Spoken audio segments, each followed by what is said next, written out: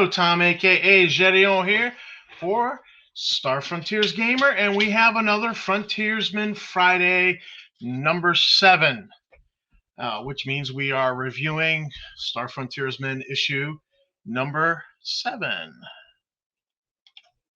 Seen here.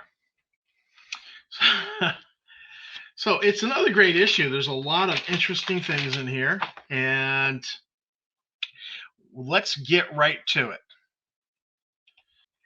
So the first article is on the Verge, which is basically adding the Alternity species from the Alternity setting to Star Frontiers. Now, I have no emotional connection to the Alternity setting, never owned it, never played it.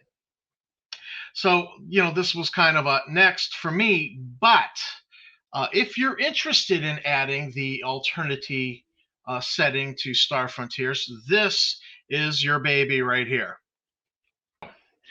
Next, we have creative refereeing, which poses a bunch of questions to help you in formulating your next adventure. But it also discusses problems of linearity. Can we say railroading? And what to do about it. And the base recommendation is clue drowning. Drown the player characters in clues, see which ones they latch onto, and go from there. It also discusses red herrings and EXP, combat, NPCs in Star Frontiers, tech, and the bad guys. So it's a interesting article. If you're working on a game, this is something for you. Now, this Spawn of Zebulon, it's a continuation of the Volturnus Planet of Mystery series that we've seen in previous issues. And it's presenting the Kurabanda. I have a bad habit of calling them the Kurabanda, and I want to say Cowabunga half the time. But the Kurabanda as a PC character, PC species. Now, of all of the Volturnus primitives that were uplifted by the Enora, the Kurabanda, I believe, are the ones that would engage the most with the frontier. And that's simply because the hang gliding hunts, the whole issue about hang gliding, that they were into hang gliding. They love flight. They have hang gliders. They do hunts of the rollers, that the creature called the roller. They do these hunts from hang gliders. It's a big deal to them. And during the battle for Vokos, the player characters had the option to call upon a cavalry charge by a group of 10 or more, or they could call upon an airdrop, an air mission by Kurabanda hang gliders who had been armed with some, fragmentation grenades. They could pull the pin and drop the grenade on the enemy. So you had these options to call upon these things, and so hang gliding, again, it's like in the blood of the Kurabanda. And what do you think these primitives what their reaction is gonna be when they see a jetcopter, and other frontier technology involving flight? These, of all the primitives, are going to be the ones that be like, I want to do that. So they're going to engage in frontier technology. They're going to be learning frontier technology. They're not going to stay the tree monkey savages that they're presented as in the module. These are the guys who are going to avail themselves of any opportunity to learn frontier knowledge, to go to school, to send youth off to school to learn anything that goes on. You're going to begin to find Kurabanda more than Allmore, more than the Adescatai, more than the Enora. You're going to find the Kurabanda throughout the spaceways of the frontier, working on starships, getting excited about learning to fly. And so that's my take on this. And so I actually really like this particular article because I see the Kurabanda as a viable option for a player character race that would leave Volturnus and begin to interact with the Frontier Society. So big on that one. Cinematic action. Here's my problem. This is it's a suggested rules change, and here's my problem with it. Star Frontiers from the beginning was about resource management. This takes all that away, and it treats ammo cinematically, it treats defenses cinematically, and so it was kind of not for me, but it might be for you. There's a whole section here on cinematic henchmen and how they're going to react. Um, so it was. I knew it was not for me, but I don't think it's a bad thing. Reasonably good article. Equipment. Here's some fun toys. The EMP field grenades. I like this. Now, these it's a kit with 3 grenades. You put them in a triangular pattern, and when they're triggered by voice command or hitting a button, it sets off an EMP field that damages electronic devices within the area of that triangle set up by the 3 grenades. And there's some limitations on how far apart they can be placed. The other limitation is they're expensive. They're 750 credits. So it's 750 credits every time you want to have a throw with this. There's a limitation to it, but it's a fun thing. It's a nice trap. And Star Frontiers does not have enough traps. D&D traps are a thing, fairly common in there, but not in Star Frontiers so much. The idea of traps is okay in Star Frontiers, but we just don't get presented enough. And here's an item that very much functions as a trap and could be something that the player characters are using against bad guys, or more than likely the first time the players see it, it's going to be employed by the bad guys against the player characters, because this certainly changes stuff. Just looking at it here, let me see if I can blow it up a little bigger. Yeah, right there.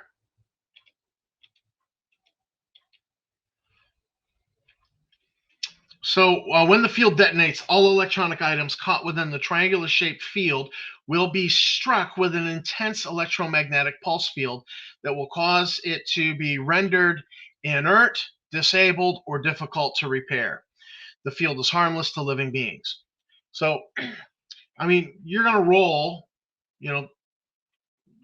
D6, 1 to 2, it's inert.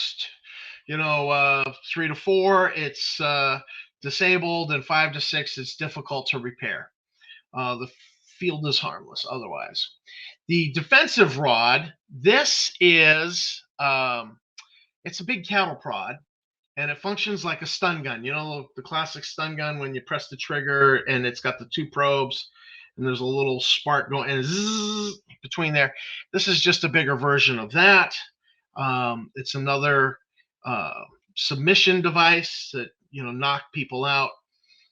So just imagine a swarm of security guards coming up with these rods. Sooner or later you're going to fail the ability save to resist the stun effect, unless you have the anti-shock implant, or suddenly anti-shock implants, I don't care that they cost $2,000, I want one now. So defensive rods. The personal runabout. Bill Logan developed this for his Alpha Dawn game, and great illustration here. I believe the illustration's by him. This was the style of illustration he was doing a lot of, and I don't like it. It's kind of written for the Alpha Dawn game with no Nighthawks rules to it. It's not. I just didn't like it. I prefer a much more Nighthawks compliant vessel to use as a personal runabout. So Tizzle Laser. This is a holdout, small device holdout, 2 settings, either 1 SCU or 5 SCU. It's a holdout concealable weapon. That's the big takeaway on this one. Stun grenades, I don't know that they were necessary. We have plenty, we've got those grenades. We've got, the smoke grenades have a suppression effect. because the smoke grenades in Star Frontiers are not just smoke. It's not like smoke grenades you see in a Vietnam War era film where they pop a smoke grenade and throw it. The helicopter comes in and lands.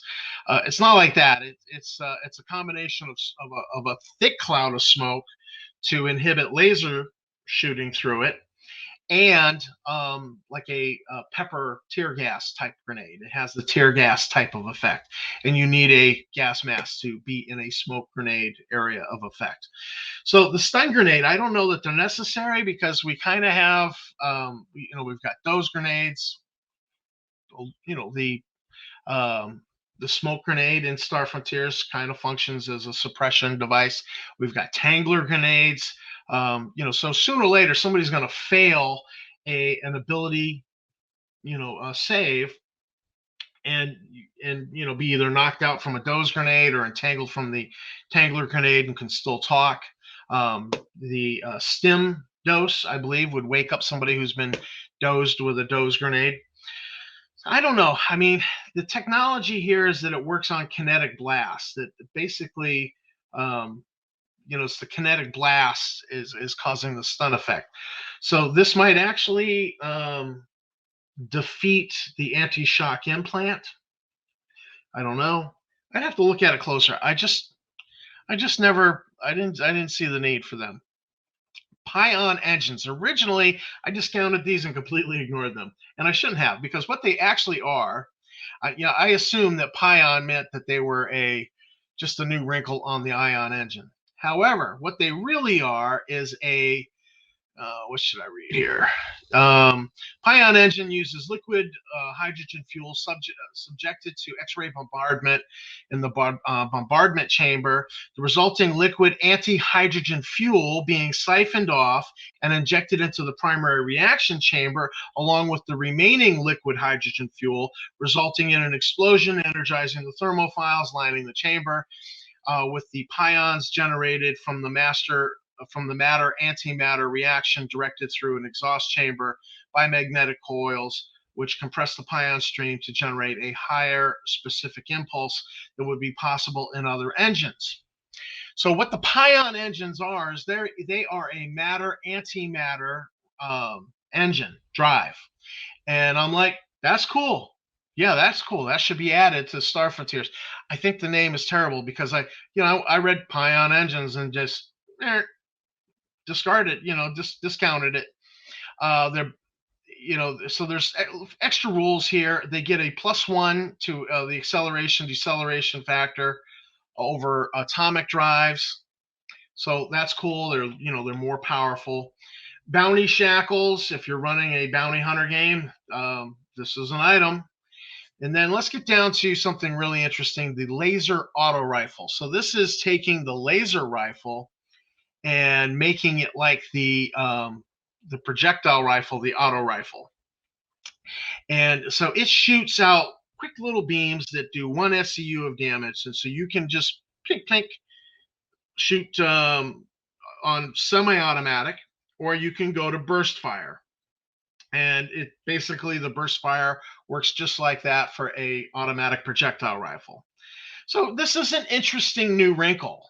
I kind of like it. It looks like a bullpup design here with the ammo going in behind. Now the electromagnetic signal stunner. This is developed for Star Law explicitly in its description here, and it's for disabling a vehicle. So my only beef with it is that it's supposed to be a very heavy gun design, and it's 2 kilograms, which is exactly the same weight as the auto pistol.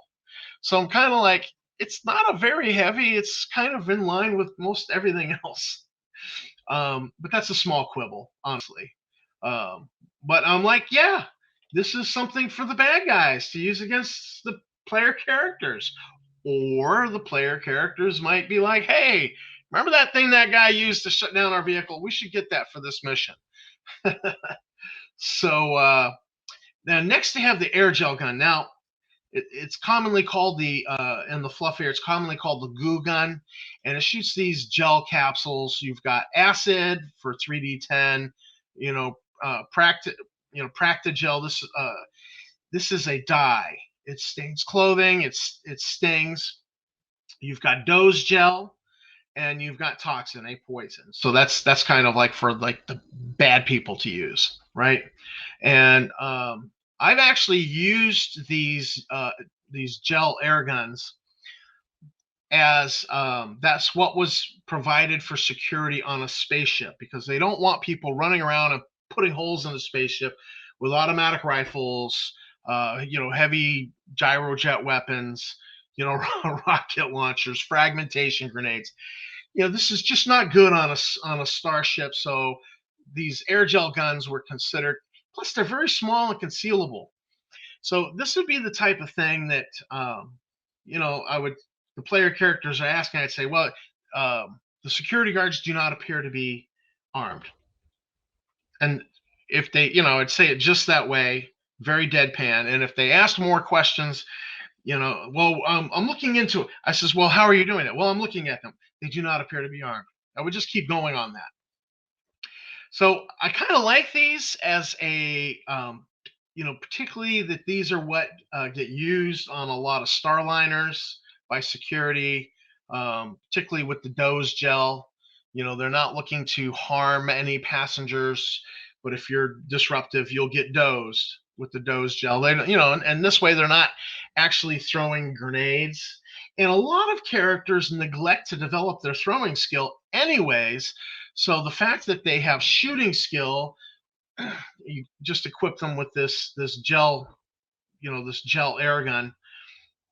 They're not tossing grenades that might bounce and then you got pissed off passengers who got dosed who weren't meant to be dosed.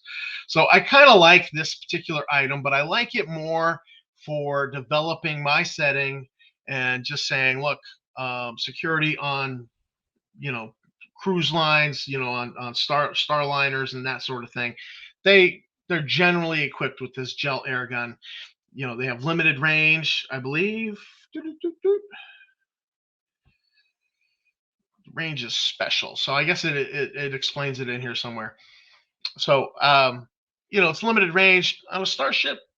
There, range is kind of limited. You're not doing extreme range. Then next we come to the shock suit. I think this is great. Like if you can't afford an anti-shock implant, a shock suit will run you 300. And it's anti-shock implant. It's implanted. It just works. The shock suit is a defense that works, but it's it uses up power, and it's only good for so many, deflecting of so many shocks. Then there is an offensive version of this item, the shock suit, which basically is a shock suit that acts like shock gloves. So that could be a little bit more fun. You got a player character who's been doing a lot of wrestling, grappling type of attacks. You could throw in a NPC with the shock suit, and light up his life a little bit. I think that's a great option. Now the skip flyer. I do not know this author here, but I like what he does because he provided Alpha Dawn stats and Nighthawk stats for this little personal runabout that he named the skip flyer. And as far as I can tell, it's hull size 1. It's so I love what he did with this. This I would use particularly because it's got the Nighthawk stats as opposed to using the personal runabout. And this illustration's pretty cool. It's pretty cool. Now the next article, I like this author. I like the stuff he produces generally, but this Liberty class patrol gunship, this is just overpowered. It's the ADF and the MR don't even match Nighthawks, and I know it's got the Pion engine, which gives it a plus to the ADF, but it doesn't even match the rules for that. So the ADF is overpowered, the MR is overpowered. The weapons, when you look at this, laser cannon, it's got 2 of them. Laser cannon is minimum hull size of 5. This is hull size 4. Now I know that in the game, you can break the minimum hull size rules, particularly in a military design. It's okay. Like, for instance, the pirate corvettes in Warriors of White Light are hull size 4, and they mount a laser cannon 1.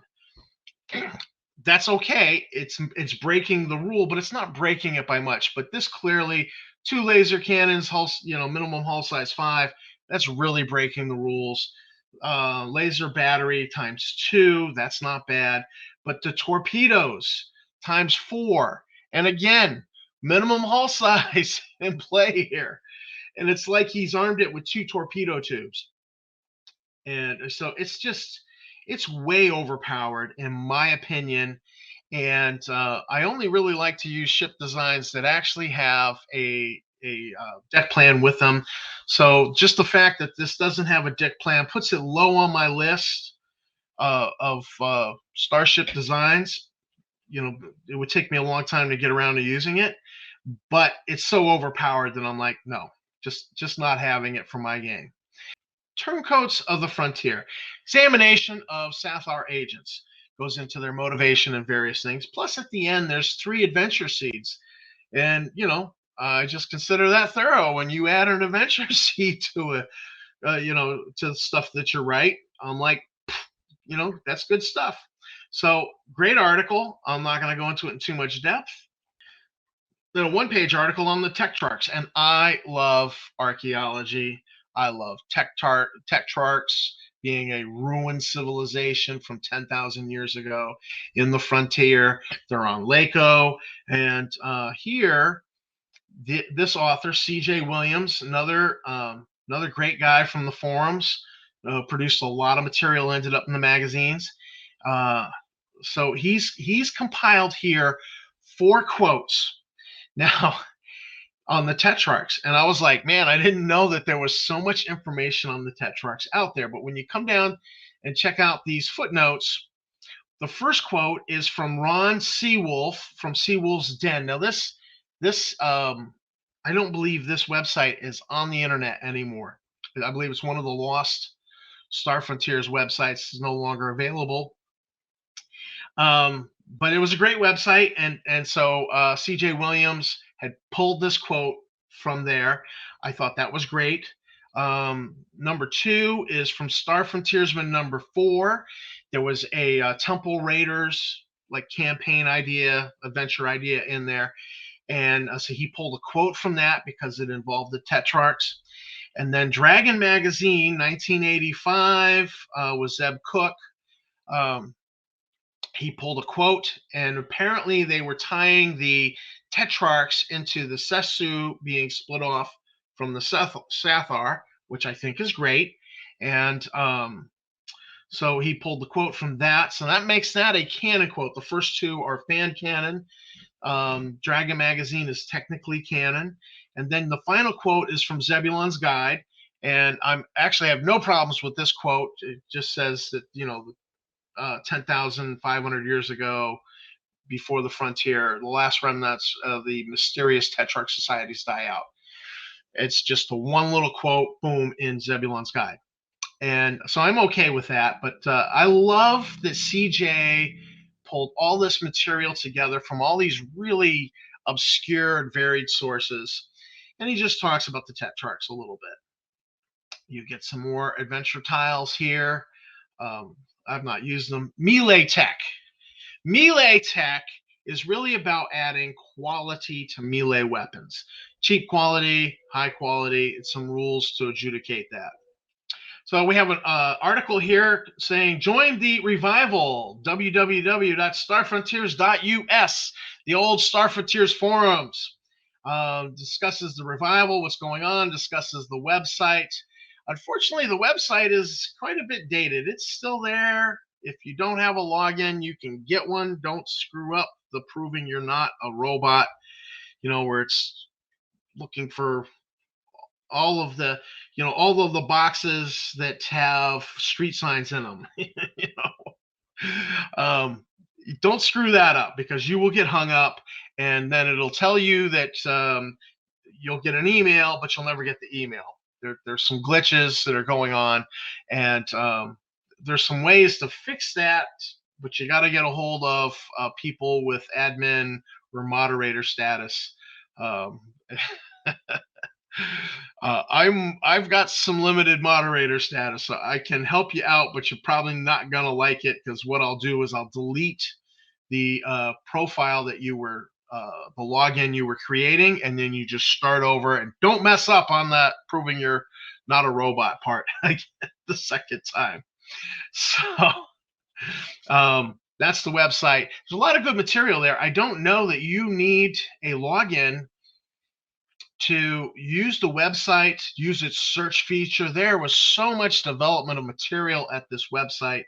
So you could use the search feature to find a lot of discussions about particular topics. The projects area is really cool. The projects are much more focused, little mini forum. And like the deck plans project.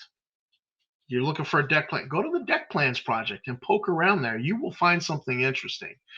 And I don't know that you need a login to do it. You do need a login to be able to post anything there. And there's not much posting happening there. There's a few of us old timers who, drop in, like once a week, once a month. I try to post things every so often just to keep things flowing a little bit, because maybe one day this website will get an overhaul. And so if I keep a little bit of life in there, that might help that process along.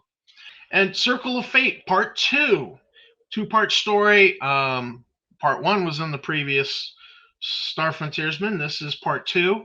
So you can finish the story. We won't go into it. No spoiler alerts here. I just want to point out editor's plea. This is from the editor, Bill Logan, at this time. We need illustrations. So even back then, they were begging for illustrations. When Tom and I founded the Frontier Explorer, I was the beggar in chief, begging for art and illustrations. Luckily, we have had a lot of great artists come along who've helped us out. And here we have it's a whole character sheet has been submitted and done. It's just a random character, fully fleshed out. And it's a Yazarian female medic. Biosocial, this is starting character rules are clearly enforced here, with personality, appearance, background, and some basic equipment. So never used it. I always just make up my own character. Stellar errata on buying and selling, but the bulk of it is for Starflight. The Starflight fighter, air breathing, going into space fighters article. Here's random map, just scan from orbit maybe. And then after that, we have an interview with Steve Winter. And it's a brief interview, but it does give you some, it gives you a view into the, how the stressful, crazy things that were going on with Star Frontiers when they were developing it, that at the very last minute they decided to completely redo it and dumb it down. It was a very hard sci-fi done by Lawrence Schick and Zeb Cook with the intention of competing against Traveler, but they said, nope, we want to go with a younger audience, so we want less hard sci-fi. And so this gives you a view into that. Steve Winter was the editor, pulling all of the work by all the designers and editing it with no time, no time at all, late nights, lots of stress. And then he was also the editor on the Zebulon's Guide. And so the big takeaway from Zebulon's Guide is that, according to Steve Winter, 80% of it was Kim Eastland's work. So when we blame Kim Eastland for things we don't like in Zebulon's Guide, we're probably correct. And he talked about this. Kim had a dream about the cover being done for Zeb's Guide, and that had a barbarian on there, but you know, and so Steve Winter had this mock-up cover done of some Larry Elmore Snarf Quest artwork, and but as per the dream, Spider-Man, because Marvel, Marvel superheroes was a very popular game at the time. Spider-Man is swinging past Snarf's face and blocking it, which I think was the actual content of Kim Eastland's dream. So he did up this mock-up cover and sent it to Kim as a joke, and he in the interview said it's probably long gone, but then I guess he did find it and he posted it on his personal blog. So that's kind of cool. That was cool to see. It's nice. It's a nice little piece of history. The inspiration zone is just some city views, sci-fi city. A lot of this could very possibly be, Port Lauren. Like this particular panel here is reminiscent to me of the PGC building on the Port Lauren map. And then this location is the Solar Power Central. So it's a solar power array location. If you need one, you can drop it in your game. So, you just, boom, something for you to, throw in if you need it. Intergalactic Wireless is, these are actual photos that have been distorted and blurred a little bit. Real world photos, and then some news items have been written to go along with them. So it's kind of like the classifieds we get on the back, but with more. And then there's some actual arts, some super sale, some ads in here, Yazarian Space Art, LLC. And then down here we got Armageddon spacesuits. I believe Armageddon, the movie, must have been out at this point. And, the spacesuit kind of looks like something out of the Armageddon movie. So, it was just, this is inspiration that you might grab some of this material and use it as the kernel for an adventure. And now this article is really cool. UPF Fighters. This is by Shadow Shack, and I, big fan of Shadow Shacks. And so this is presenting Star Frontiers Fighters, but with a little more variability. So it's not just cookie cutter, one size fits all, whether it's the UPF fighter or the Sathar fighter. These are, none of these are Sathar fighters, I believe, but they're all like UPF designs, private corporate designs, mercenary designs. And so there's a lot of variation between these, which is good. I like this. I've never used this material because I've just never gone in the direction of a fighter craft kind of game. But I think this is cool. And look, not only do they did a nice graphic, they've done a counter. So you could do a little screenshot and do a little cut and paste of this, and then print up some counters for your, for gaming on the map. Or, if you've got a lot of miniatures that are fighter size, you would use those. But this also comes with new equipment, new Starship equipment. Most of this is for fighters. Most of it's weaponry. I highly approve because in looking it over, it does seem like it's not overpowered, and it's very much for fighter operations. And so I kind of like this stuff, like this ion cannon. The ion cannon is essentially a small-scale disruptor cannon, but instead of causing damage, it's designed to disable various Starship systems. So, you've got some limited stuff here that's just kind of cool. There's the streamlining is discussed, armor plating, the Striker missile. It's the universal air dock. I mean, this was well thought out, and I like this article. And if I ever have a game where we're doing fighter operations, I'm going to be going here. And not all adversaries are going to be the same cookie cutter adversary. for the player characters to fight. They're going to have a lot of different options. And then this adventure is a story, but it also comes down to you've got fiction up here, but then you also come down to a Nighthawk scenario and more Alpha Dawn action. So interesting. It's a bit of an adventure, community buzz, what's going on in the community, but this is relevant to that time, so we're not going to spend time on it. And then we get to one of my favorites, the classifieds. Love these. Look at this Tangler tag. So I just love this. The Tangler gun, playing Tangler tag. The Tangler gun was introduced in a previous, Star Frontiersman. So this is great stuff. And that's Star Frontiersman number 7. Another great issue. They are getting longer.